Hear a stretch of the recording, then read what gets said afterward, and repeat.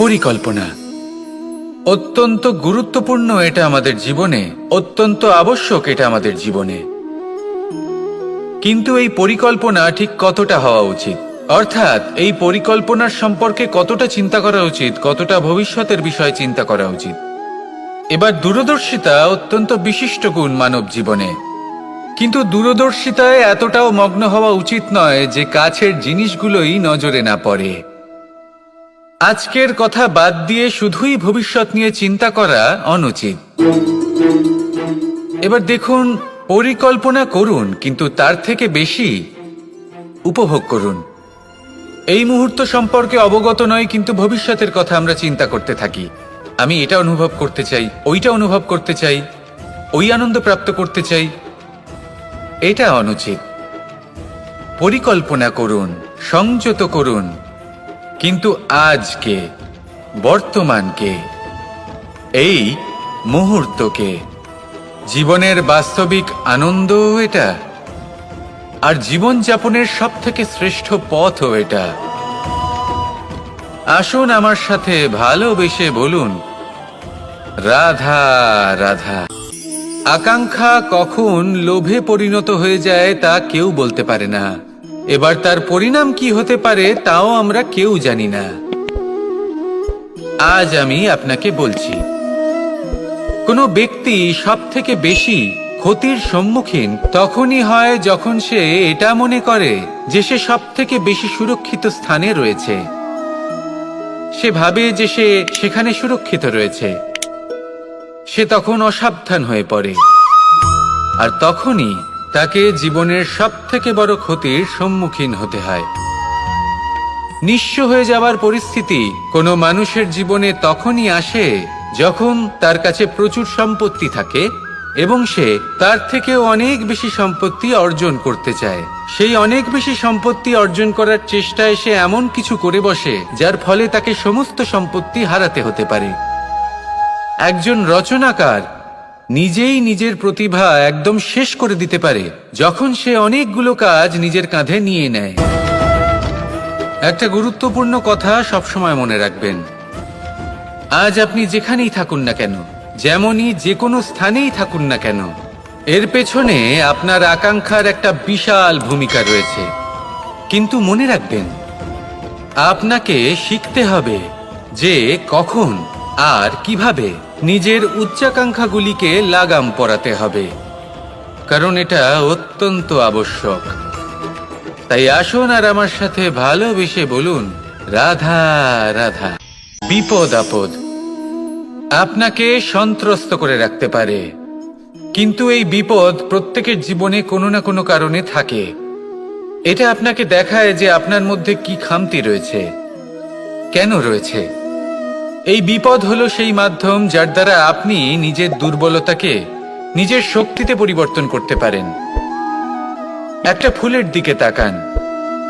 একটা ফুল, তার বুকে যখন একটা সূচ বিঁধে এপার ওপার হয়ে যায়, শুধু তখনই আমাদের প্রভুর জন্য ফুলের মালা তৈরি করা যায়। সেই জন্য কখনোই বিপদকে ভয় পাবেন না, তার থেকে দূরে পালাবেন না, একে স্বাগত জানান। বোঝার চেষ্টা করুন এই বিপদ কেন আছে। যদি বিপদকে বুঝতে পারেন তবেই জীবনকে বুঝতে পারবেন। যদি জীবনকে বুঝতে পারেন তবে এই বিপদকে সম্পদে পরিণত করতে পারবেন। আসুন আর আমার সাথে ভালোবেসে বলুন, রাধা রাধা। সৌন্দর্য। মানুষ নিজের সৌন্দর্যের বিষয়ে কতটা ভাবে, চায় যে সে সব থেকে বেশি রূপবান হবে, সব থেকে বেশি সুন্দর হবে। কিন্তু সৌন্দর্যের পরিভাষা কি তা কি সে জানে? কোনো মাকে জিজ্ঞেস করুন, ওনার জন্য সৌন্দর্যের পরিভাষা ওনার সন্তান। কোনো ভক্তকে জিজ্ঞেস করুন, ওনার জন্য সৌন্দর্যের পরিভাষা ওনার ভগবান। শ্রীরামকে জিজ্ঞেস করুন, ওনার জন্য সৌন্দর্যের পরিভাষা হলো হনুমান। ভাঙা হানু, ফুলে যাওয়া মুখ, দেখতে গেলে উনি বানর, লম্বা লেজ, এত নিরীহ যে ওনাকে অমূল্য মালা দিলে সেটা ছিঁড়ে তার ভেতরে শ্রীরামকে খুঁজছিলেন। কিন্তু ওনার ভাবনা কত সুন্দর, উনি এটা বিশ্বাস করেন যে সংসারের যতই মূল্যবান জিনিস দিয়ে এই মালা তৈরি করা হোক না কেন, যদি এর মধ্যে শ্রীরাম না থাকেন তাহলে এর মধ্যে কোনো অর্থ নেই। সৌন্দর্য রূপে নয়, ভাবনায় নিহিত থাকে। যদি আপনি সৌন্দর্য প্রাপ্ত করতে চান তাহলে তা কর্মে নিয়ে আসুন, ভাবনায় এবং বিচারে নিয়ে আসুন। এই সৌন্দর্য আপনার সাথেই থাকবে। যদি আপনি সৌন্দর্যকে রূপের মধ্যে খোঁজেন তাহলে কিছুক্ষণের জন্য পাবেন, সেই সৌন্দর্য সময়ের সাথে হারিয়ে যাবে। সৌন্দর্য যদি পেতে চান, খুঁজতেই চান, তাহলে হৃদয় খুঁজুন, কর্মে খুঁজুন। মন প্রসন্ন হয়ে বলবে রাধা রাধা। আমরা সকলেই কামনা করি, আমরা সবাই সেটা প্রাপ্ত করতে চাই যা আজ পর্যন্ত কেউ প্রাপ্ত করেনি, সেটা পেতে চাই যা আজ পর্যন্ত কেউ পেতে পারেনি, সেটাই কাছে রাখতে চাই যা আজ পর্যন্ত কখনো আমরা পাইনি। এবার সেটা কিভাবে করা যেতে পারে? যদি আপনি সেটা প্রাপ্ত করতে চান যা আজ পর্যন্ত আপনি কখনো পাননি, তাহলে আপনাকে সেটা করে দেখাতে হবে যা আজ পর্যন্ত আপনি কখনো করেননি। সেই চেষ্টা করতে হবে যা আজ পর্যন্ত কখনো করেননি, সেই পরিশ্রম করতে হবে যা আজ পর্যন্ত কখনো করেননি। তবেই আপনি সেটা পাবেন যা আজ পর্যন্ত কখনো পাননি। কারণ যেমন বীজ বপন করবেন তেমনই অঙ্কুর আপনি লাভ করবেন। আসুন আর আমার সাথে ভালোবেসে বলুন রাধা রাধা। মানুষের মানসিকতা এমন হয় যে সে যতটা করে আশা করে যে তার থেকে অনেক বেশি তার বদলে সে পাবে। দেখুন, সবকিছুই আপনার ভাবনা চিন্তার উপর নির্ভর করছে। আপনি যদি ফলের বিষয়ে ভেবে কর্ম করতে থাকেন তাহলে সেটা অনুচিত। জীবনের আসল আনন্দ হলো নিজের কর্ম করতে থাকা, ফলের চিন্তা করা উচিত নয়। যদি আপনি এরকম ভাবেন যে আমি এতটা করছি, আমার এতটা পাওয়া উচিত, সেই ভাবনা অনুচিত। যদি আপনি সেবার মানসিকতা নিয়ে কর্ম করতে থাকেন, কর্মচক্রে প্রবাহিত হন, যদি আপনি এমন ভাবনা রাখেন যে আমি এতটা পাচ্ছি তাই এর থেকে অনেক বেশি আমি কর্ম করব, তাহলে নিশ্চিত রূপে আপনি যতটা করছেন তার থেকে অনেক বেশি আপনি পাবেন, আপনার আশার থেকে অনেক বেশি আপনি পাবেন। শুধু জীবনে অনেক বেশি কাজ করতে থাকুন, ফলের চিন্তা করবেন না। আর মনে রাখবেন, এই ভাবনাই সব থেকে বড় বীজ। কর্মের উপর বিশ্বাস রাখুন, জীবনে যা যা আপনি চান সবই সুখময় হবে। আসুন আর আমার সাথে ভালোবেসে বলুন রাধা রাধা। মানুষ ছোট হোক বা বড়, রাজা হোক বা দরিদ্র, সমস্ত মানুষের মধ্যে একটা সামঞ্জস্য থাকে। সমস্ত মানুষের কাছে তার প্রশংসা অত্যন্ত গুরুত্বপূর্ণ। সে খুবই প্রসন্ন হয় যদি আপনি তার প্রশংসা করেন, কিন্তু আপনি যদি তাকে এটা বলেন যে এটা তোমার ভুল ছিল, তোমার কিছু খামতি ছিল, তখন সেটা সে মানতে রাজিই থাকে না। সব মানুষ এটা শুনতে পছন্দ করে যে সে যেটা করেছে সেটাই সর্বোত্তম। এবার আমি আপনাকে একটা কথা বলি, এ হলো নিন্দা, এ হলো প্রশংসা, আর এই হলো সত্য, যা সবার থেকে উচ্চস্থানীয়। সেই জন্য মানুষ আয়না দেখে। আয়না তাকে তার সৌন্দর্য দেখায় না, তাকে দেখায় যা সত্য, যাতে মানুষ আরো সুন্দর হওয়ার চেষ্টা করতে থাকে। তাই আয়না অত্যন্ত গুরুত্বপূর্ণ সত্যকে জানার জন্য। জীবনে নিন্দুকের মাহাত্ম্য প্রশংসকের মাহাত্ম্যের থেকে অনেক বেশি। কেন? কারণ তারা আপনাকে আপনার খামতি দেখায়, আপনার ভুলগুলো বুঝিয়ে দেয়, আপনাকে একটা সুযোগ দেয় নিজেকে শুধরে নিতে, নিজেকে আরো শ্রেষ্ঠ করে তুলতে, যা প্রশংসক করতে পারে না। তাই জীবনে যদি কখনো নিন্দা করা হয় তাকে ভালোবেসে গ্রহণ করুন, ধন্যাত্মক রূপে গ্রহণ করুন। যদি নিজেকে কোনো শিক্ষা দেওয়া সম্ভব হয় তাহলে অবশ্যই দিন। দেখবেন মন প্রসন্ন হয়ে বলবে রাধা রাধা। মানুষ কতটা বিচিত্র হতে পারে। সব সময় স্বপ্ন দেখতে থাকে যে কাল আমি এটা করব, কাল আমি ওটা শুরু করব, কাল আমি ওটা সম্পন্ন করব। এই যে কাল শব্দটা, এই কাল অত্যন্ত বিচিত্র এক শব্দ। আমরা সবসময় এটাকে আসতে দেখতে পাই, কিন্তু এটা আসাতে বর্তমানে পরিণত হয়। আবার আজ নতুন কাল দেখতে পাই, তার জন্য অপেক্ষা করি, যখন সেটা সামনে আসে বর্তমানে পরিণত হয়। এই কাল সবসময় একটা মিথ্যে সান্ত্বনা দেয় যে সে আসছে, কিন্তু সে কখনোই আসে না। যেটা আপনার হাতে রয়েছে তা হলো আজ, বর্তমান। তাই যা করার আছে, যা সম্পন্ন করতে চান, যা শুরু করতে চান, আজ করুন, বর্তমানে করুন। কারণ আজ আপনি যা করবেন সেটাই আপনার ভবিষ্যৎ নির্ধারিত করবে। ভবিষ্যতের বিষয় ভাবতে থাকলে ভবিষ্যৎ সুন্দর হবে না। আজ কর্ম করতে হবে। তাই আজ বর্তমানে জীবনযাপন করুন, কর্ম করুন, আর আমার সাথে ভালোবেসে বলুন, রাধা রাধা। ধন মানুষের জীবনের সবথেকে বড় প্রয়োজনীয়তা, সেই অস্ত্র যার দ্বারা মানুষের জীবনের অনেক সংকট দূর করে দেওয়া যেতে পারে, সেই মাধ্যম যার দ্বারা সংসারের সমস্ত জাগতিক সুখ স্বাচ্ছন্দ্য লাভ করা যেতে পারে। কিন্তু ধনের দ্বারা আমরা সবকিছু লাভ করতে পারি না।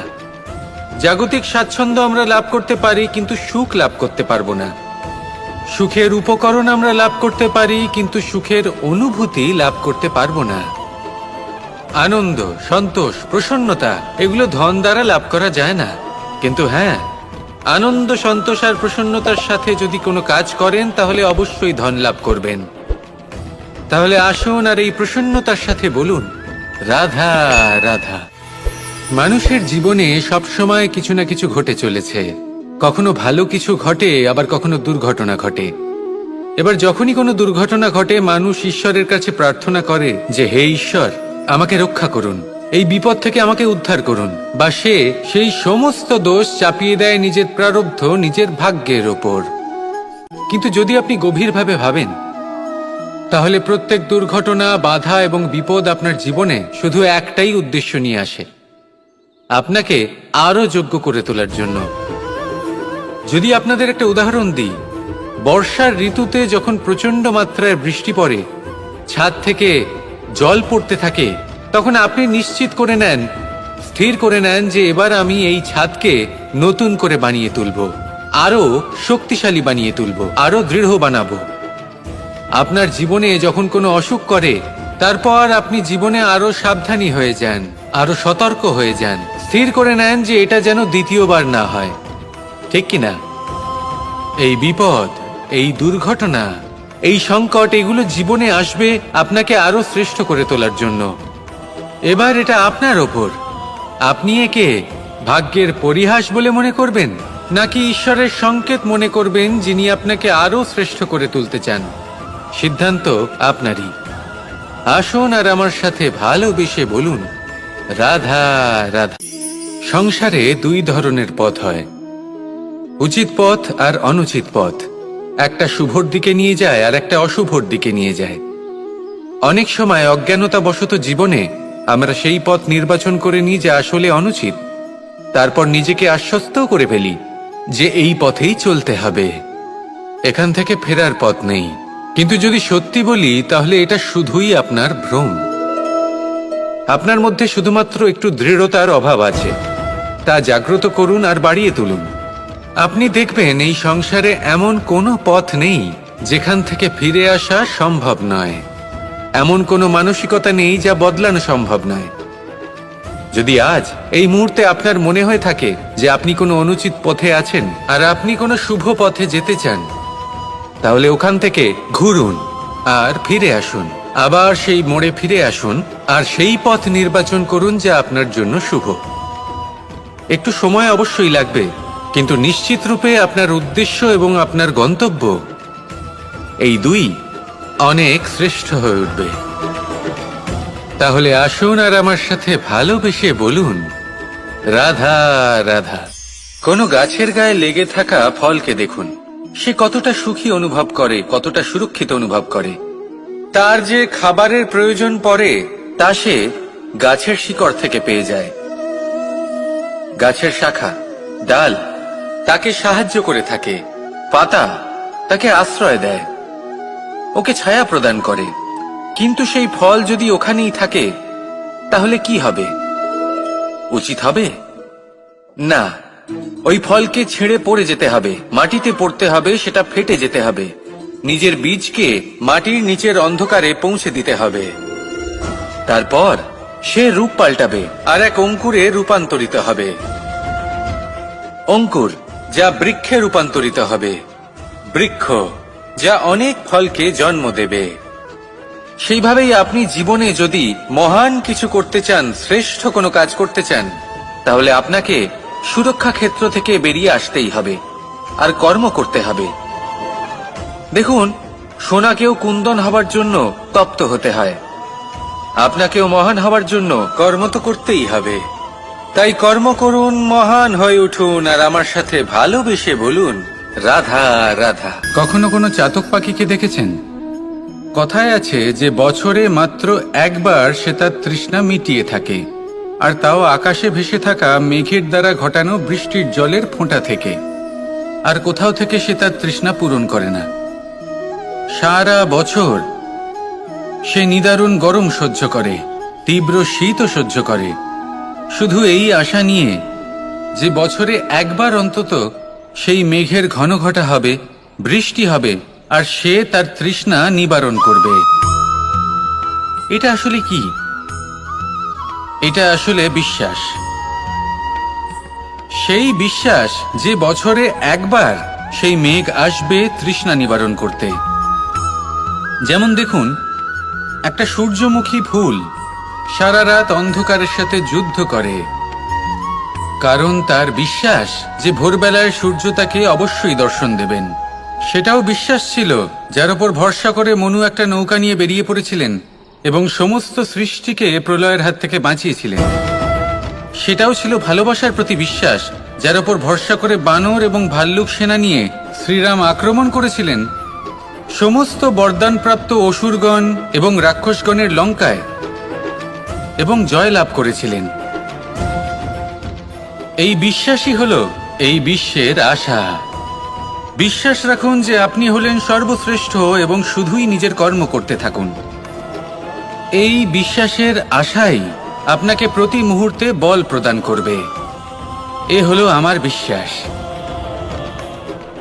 আসুন আর আমার সাথে ভালোবেসে বলুন, রাধা রাধা। ভোজন। এই সংসারে যেই হোক না কেন, কোনো মানুষ হোক, কোনো প্রাণী হোক, কোনো কীট হোক বা কোনো বনস্পতি হোক, প্রত্যেকের জন্য ভোজন অতি আবশ্যক। কারণ ভোজন থেকেই শক্তি পাওয়া যায়, আর সেই শক্তি দিয়েই সংসারের, আমাদের জীবনের সমস্ত কার্য করা যায়। এবার এমন এক ধরনের শক্তি হয় যা শীতের ঋতুতে সূর্য থেকে আমরা পেয়ে থাকি, আর আরেক ধরনের উত্তাপ হয় যা দিয়ে ভোজন রান্না করা হয়, সুস্বাদু নানান ধরনের ভোজন। এবার অত্যন্ত গুরুত্বপূর্ণ হলো যে ব্যক্তি সেই ভোজন বানাচ্ছেন তার মানসিক পরিস্থিতি এবং সেই ব্যক্তি যিনি ভোজন গ্রহণ করছেন তার মানসিক অবস্থা। যখনই আপনি ভোজন বানাচ্ছেন তখন ভালোবাসার সাথে কাজটা করুন, ধন্যাত্মক ভাব নিয়ে, সৎ ভাবনার সাথে। কারণ আপনার এই মানসিক স্থিতি শক্তির আকারে সেই খাদ্যের সাথে মিলে মিশে যায়। আর যখনই আপনি ভোজন গ্রহণ করছেন তখন সদ্ভাবনার সাথে, প্রসন্নতার সাথে গ্রহণ করুন, ধন্যাত্মক ভাব নিয়ে।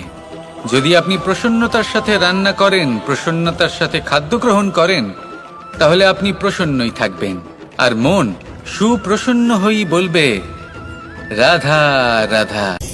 সংসারের বিভিন্ন ক্ষেত্রে আপনি অনেক কিছুই দেখতে পাবেন। যে কোনো খেলা, কোনো নাটক দেখতে পাবেন, কেউ কোনো খেলা খেলছে তা দেখতে পাবেন, আর দর্শকগণ এই দেখে অত্যন্ত আনন্দ লাভ করেন, হাততালি দিতে থাকেন, প্রশংসা করতে থাকেন, নিজের অন্তরের উৎসাহ প্রকাশ করতে থাকেন। কি দেখে করেন? সেই সমস্ত খেলোয়াড়দের দেখে করেন যারা এই খেলাটা খেলছে, তাই না? কিন্তু অনেক সময় সেই খেলোয়াড়রা সেই খেলার আনন্দ উপভোগ করতে পারেন না, কারণ ওনারা চাপা পড়ে যান তাদের কামনার চাপে। জয় লাভ করার কামনা, প্রথম স্থান লাভ করার ইচ্ছে, প্রতিযোগিতায় সব থেকে এগিয়ে থাকার ইচ্ছে তাদেরকে এই খেলা উপভোগ করতেই দেয় না। সেই জন্য কখনো কখনো এই খেলোয়াড়দের থেকে অনেক বেশি আনন্দ উপভোগ করেন দর্শকগণ, যেখানে এই খেলাটা কিন্তু খেলছেন খেলোয়াড়রাই। আমি এটা বলছি না যে এই ইচ্ছে, এই আকাঙ্ক্ষা অনুচিত না, কিন্তু তার সাথে সেই খেলা, সেই কর্মের আনন্দ উপভোগ করাও অত্যন্ত গুরুত্বপূর্ণ। তাই সেটা উপভোগ করুন।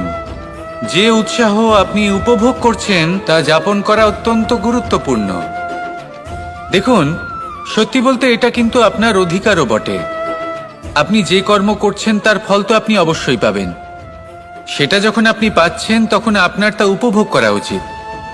সেটাই করুন। জীবনে সফলতা এবং অসফলতা এরা আসা যাওয়া করতে থাকে। যখন সাফল্য আসবে তখন তা উপভোগ করুন, যখন অসফলতা আসবে তখন তার থেকে শিক্ষা লাভ করুন। সাফল্য আপনার কাছে আবার ফিরে আসবে। আর এই মন, আপনি তো জানেন, এই মন প্রসন্ন হয়ে বলবে রাধা রাধা। ব্যায়াম, এই শব্দ আমরা সকলে শুনেছি, আর এটা সারা জীবন আমাদের সাথেই থাকে কোনো না কোনো রূপে। যখন আমরা জন্মগ্রহণ করি, চলতে শিখি, প্রথমে আমরা হামাগুড়ি দিয়ে চলি, পরে চলতে চেষ্টা করি কিন্তু পড়ে যাই। তখন আমাদের বাড়ির গুরুজনেরা আমাদের আটকান না। ওনারা মনে করেন এইভাবেই আমাদের সন্তান চলতে শিখবে, এইভাবেই তার পা আরো মজবুত হবে, যা অত্যন্ত গুরুত্বপূর্ণ। এইবার জীবনকালে যতই আমরা এগোতে থাকি, এই ব্যায়াম বিভিন্ন রূপে আমাদের সাথেই থাকে। কিন্তু আপনি কি জানেন যে এই ব্যায়ামের তাৎপর্য আসলে কি? আপনি কি জানেন এই ব্যায়ামের মর্ম আসলে কি? যখনই আমরা এই ব্যায়াম করি, আমাদের শরীরের মাংসপেশি ক্ষয় হয়। প্রথমে তা ক্ষয় হয়, তারপর আবার তা নির্মিত হয়। আরো শ্রেষ্ঠ, আরো শক্তিশালী মাংসপেশি আমরা লাভ করি। অর্থাৎ এই ব্যায়াম হলো সৃজনের বিজ্ঞান। এই ব্যায়াম আমাদের জন্য অত্যন্ত আবশ্যক। সেই জন্য জীবনে যখনই কোনো কিছু নষ্ট হয়ে যায়, চলে যায়, তখন হতাশ হয়ে পড়বেন না, তাকে পুনর্নির্মাণ করার চেষ্টা করবেন। আর এই শিক্ষা আমরা লাভ করি পাখিদের থেকে। যখনই বর্ষা হয়, ঝড় আসে, যখন পাখির বাসা ভেঙে চুরমার হয়ে যায়, তারা হার মেনে নেয় না। সে আবার অল্প অল্প করে সব খুঁজে একত্রিত করে আবার নিজের বাসা বানিয়ে তোলে। পুনরায় এক জীবনকে জন্ম দেয়, এক নতুন পরিবারকে জন্ম দেয়। তাই মনে রাখবেন, জীবনে এইভাবেই যদি আপনি নির্মাণ করতে চান, সৃজন করতে চান, তাহলে সেই নির্মাণের জন্য ভাঙনের অভিজ্ঞতা থাকা অত্যন্ত আবশ্যক। ভগ্ন বস্তুকেও সম্মান করা অত্যন্ত আবশ্যক। এই আচরণ মনে নিয়ে আসুন। মন প্রসন্ন হয়ে বলবে রাধা রাধা। মানুষ যখন কোনো শক্তি লাভ করে তখন সে নিজেকে বলশালী মনে করে। শক্তি লাভ করলেই তার মধ্যে অহংকার চলে আসে, অভিমান চলে আসে। তার কারণ হলো সে একটা সহজ কথা বুঝতেই পারে না। এই সব যা হচ্ছে সময়ের জন্য হচ্ছে। সময়ের থেকে বেশি বলশালী আর কেউ নেই। এই সময়ের জন্যই রাবণ ভক্তি দ্বারা কৈলাস পর্বত তুলে নিয়েছিলেন। আবার সেই সময়ের জন্যই, সেই কারণেই রাবণকে বধ হতে হলো। তার সাথে সাথে রাক্ষস কুলও ধ্বংস হয়েছিল এবং লঙ্কাও ভস্ম হয়ে গেছিল। দেখতে গেলে জন্ম থেকে মৃত্যু পর্যন্ত এই যে সময়, সেটাই হলো জীবন। কিন্তু তার মধ্যেও যা সময় আসে কোনো কারণেই আসে। সেই সময় আমরা যাপন করে কিছু শিখতে পারি। তাই আজ যে সময় আপনার হাতের কাছে আছে, তাকে মুষ্টিবদ্ধ করে রাখুন, তাকে সামলে রাখুন, তাকে সংযত করে রাখুন। অনুভব করুন, তার থেকে কিছু শিখুন, তাকে কোনোভাবেই ব্যর্থ হতে দেবেন না। আর এটা জেনে রাখুন যে ভবিষ্যতে যা কিছু হতে পারে, যা কিছু হতে চলেছে, সেটা না আপনি জানেন আর না তা আপনার বশে রয়েছে। সেই জন্য আজ অহংকার বা অভিমান করে নিজের ভবিষ্যতের ক্ষতি করবেন না, সেই অনর্থ ঘটাবেন না। এটাই হলো সময়ের অর্থ। আসুন আমার সাথে ভালোবেসে বলুন রাধা রাধা। কথায় আছে, যখন আপনি যুদ্ধক্ষেত্রে দাঁড়িয়ে তখন শত্রুকে পিঠ দেখিয়ে পালিয়ে যাওয়া বা পিছু হটে যাওয়া অত্যন্ত অনুচিত যুদ্ধনীতি হয়। কথায় আছে যে শ্রেষ্ঠ যুদ্ধ নীতি হলো সেটাই যেখানে আপনি অস্ত্র হাতে নিয়ে এগিয়ে যান, সাহসের সাথে যুদ্ধ করে শত্রুকে পরাস্ত করে ফিরে আসেন। আর সেটাই আমি করেছিলাম। তখন মহাভারত রচনা হয়েছিল, কারণ তখন ধর্ম রক্ষা করা আবশ্যক ছিল। কিন্তু এমনও একটা সময় ছিল যখন আমি যুদ্ধ থেকে পালিয়েছি, কারণ তখন প্রজাদের সুরক্ষা বেশি গুরুত্বপূর্ণ ছিল।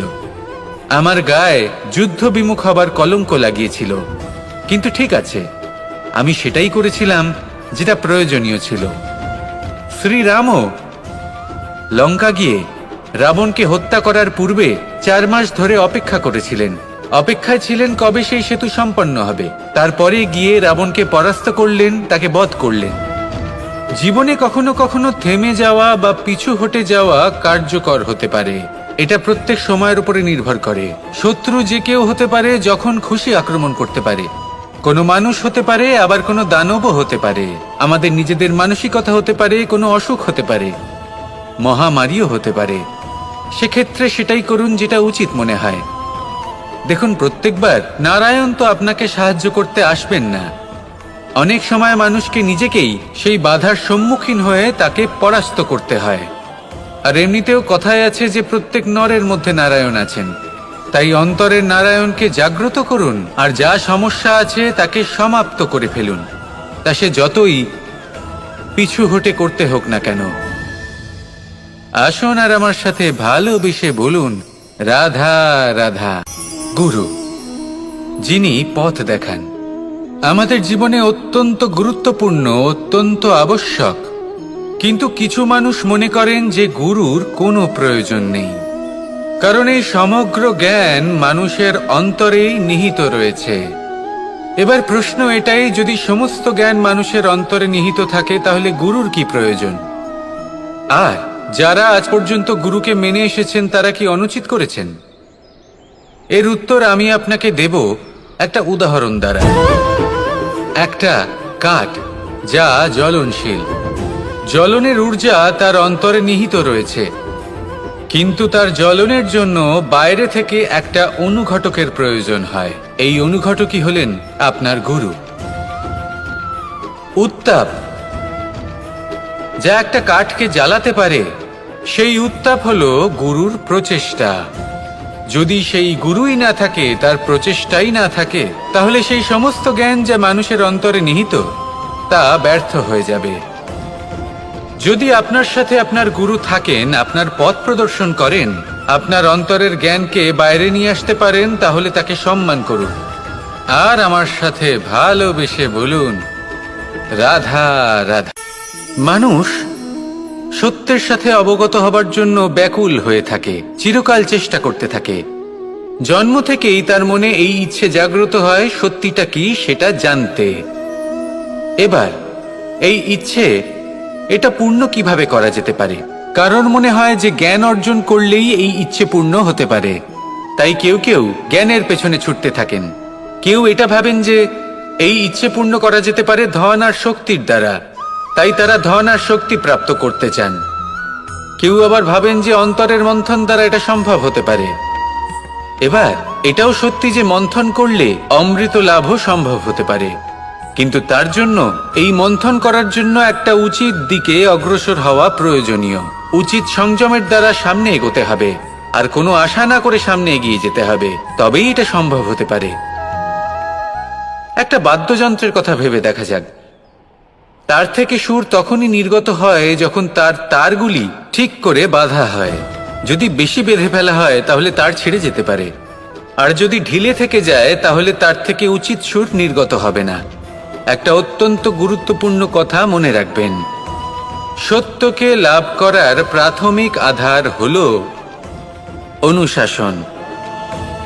জীবনে এই অনুশাসন আনুন, সত্য আপনা আপনি আপনার কাছে চলে আসবে, আর এই মন প্রসন্ন হয়ে বলবে, রাধা রাধা।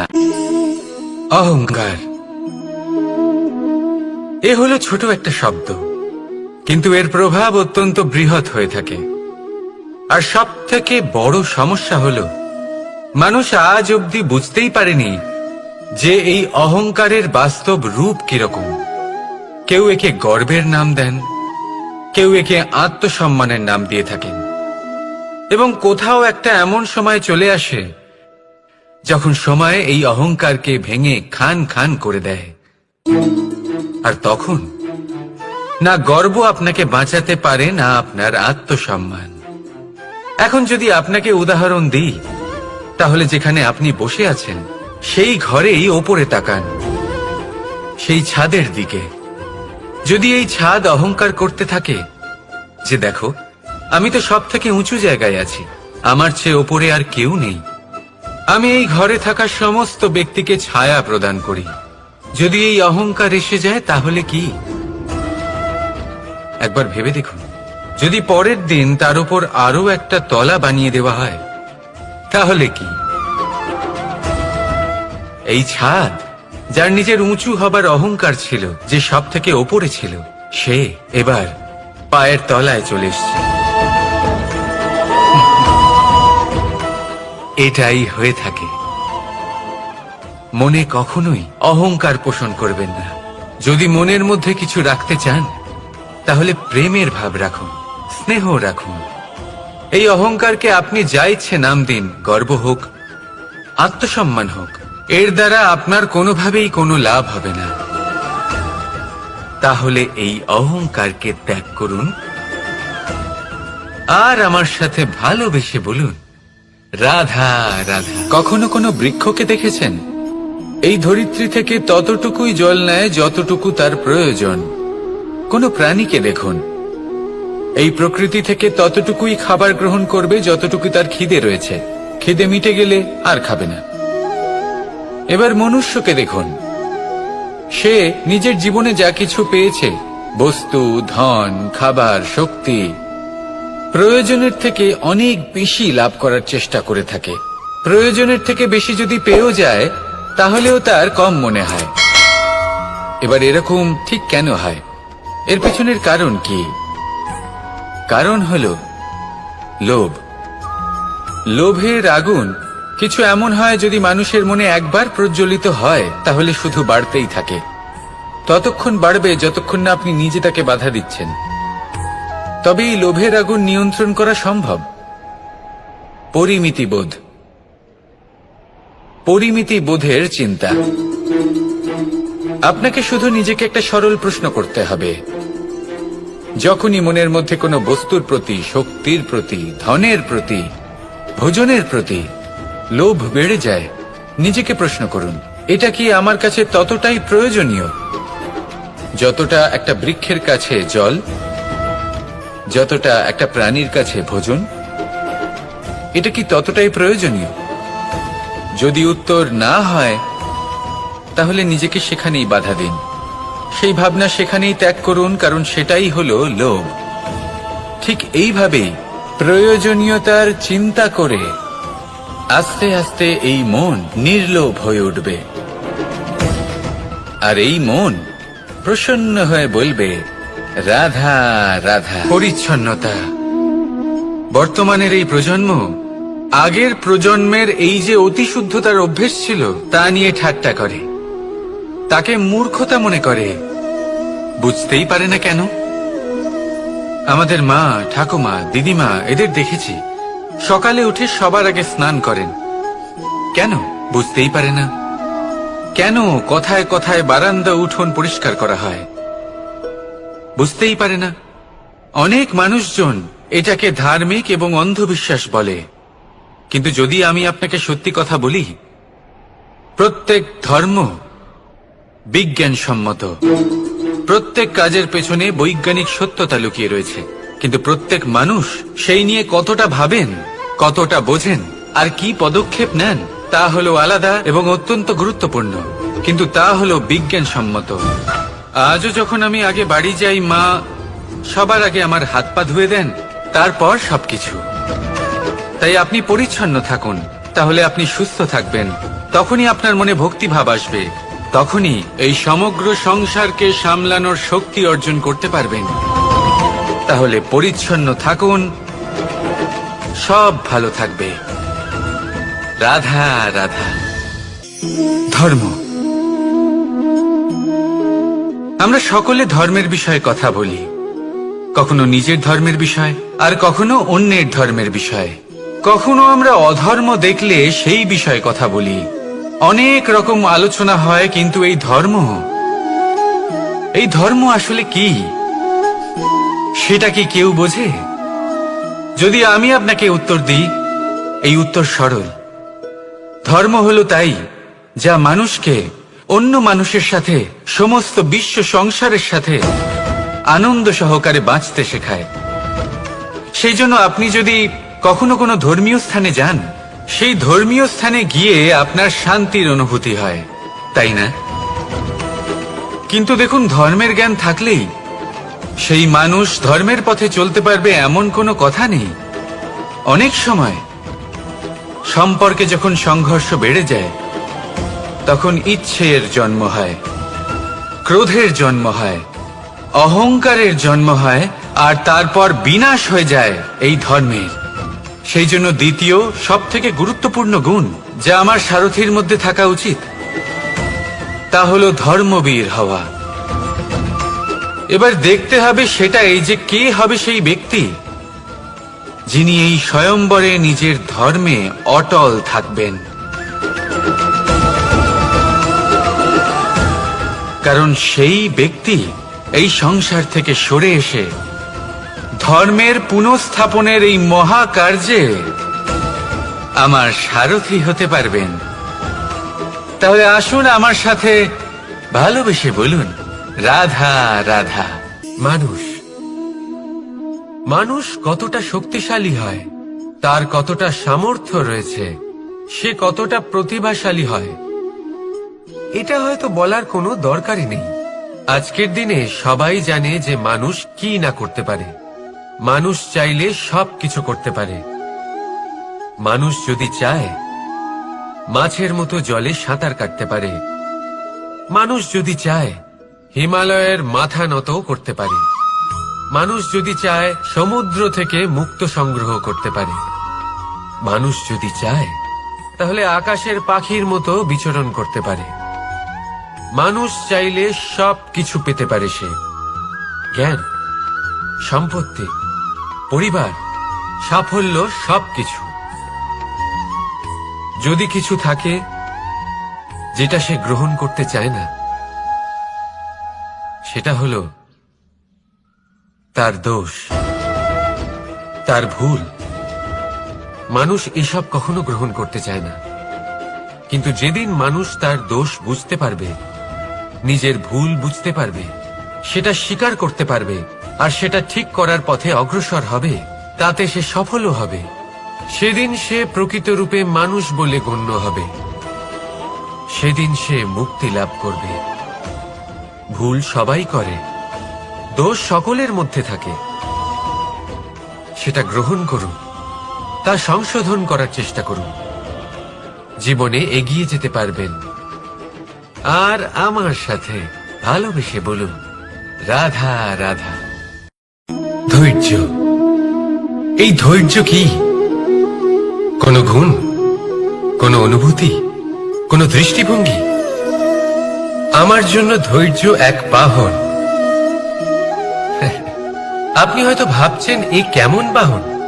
বাহন তো ঘোড়া হতে পারে, হাতি হতে পারে, উটও হতে পারে, কিন্তু ধৈর্যকে বাহন বানানো মানে? চলুন আপনাকে একটা কথা বোঝাই। পৃথিবীতে এমন কোনো বাহন নেই যে তার আরোহীকে আছড়ে ফেলেনি। সেটা উট হোক বা হাতি হোক বা ঘোড়া হোক, চলতে চলতে কখনো নড়বড় করেই বসে। তারপর সেই আরোহী পড়ে কারোর পায়, তারপর পড়ে তার নিজের নজরে। কিন্তু ধৈর্যরূপী বাহন কখনো কাউকে ফেলে না, কখনো না। না সেই আরোহী কারোর পায়ে পড়ে, আর না তো নিজের নজরে। কারণ ধৈর্য আপনাকে বিবেক প্রদান করে। বিবেক আপনাকে পরিকল্পনায় সাহায্য করে, আর পরিকল্পনা প্রদান করে আপনাকে শক্তি, আপনার লক্ষ্যের দিকে অগ্রসর হওয়া। বুঝলেন?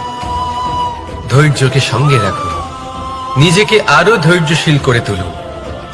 এই ধৈর্যের সাহায্যে আরোহণ করে দেখুন কিভাবে এই বাহন আপনাকে আপনার গন্তব্যে পৌঁছে দেবে। রাধা রাধা। ভগবান প্রত্যেক কঠিন পরিস্থিতিতে এই নামই আছে যা আমাদের উপায় দিয়ে থাকে। ব্যক্তি যান, ভগবানের পুজো করেন, আরাধনা করেন, ব্রত পালন করেন, মন্দিরে যান, পুজো পাঠ করেন, ভগবানকে জাগিয়ে তোলেন, আর তারপর শুরু হয় সমস্ত প্রশ্ন। হে ভগবান, আমার সাথে এরকম কেন হচ্ছে? কেন আমারই জীবনে এত দুঃখ আছে? আমি কিভাবে এর সম্মুখীন হব? আমাকে কেন এত কষ্ট ভোগ করতে হচ্ছে? হে ভগবান, আমি কি করব? আমাকে সাহায্য করুন, কোনো রাস্তা দেখান।